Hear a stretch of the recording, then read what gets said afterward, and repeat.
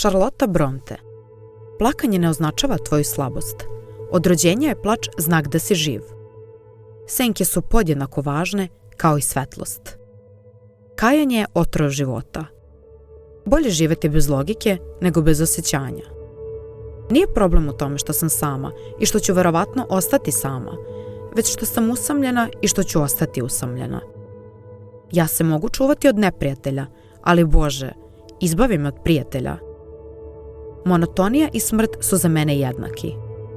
2 put pogledaj pre nego što skočiš. Šteta je što nije uvek dovoljno dati sve od sebe. Ljudi nam sude prema uspehu našeg truda. Bog gleda samo na trud. Ono što hoćeš da zapališ u drugima, prvo mora goreti u tebi. Draža mi je nepristojnost od laskanja. Jad stvara mržnju. Ja nisam ni muškarac ni žena. Ja sam autor. Ko ima prave reči u pravom trenutku? Inteligencija i pravo obrazovanje će ti obezbediti nezavisnost duha. Ako nikoga ne voliš, nikada nećeš biti razočaran.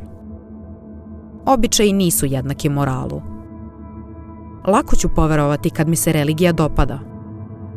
Produžiti sumnju znači produžiti nadu. Nesreća je dobra škola. Učini me srećnom i ja ću tebe. Tvoja volja će odlučiti o tvojoj sudbini. Racionalan čovek običnog života nikad ne očajava. Potrebne su velike muke da bi se lanci skrili cvećem.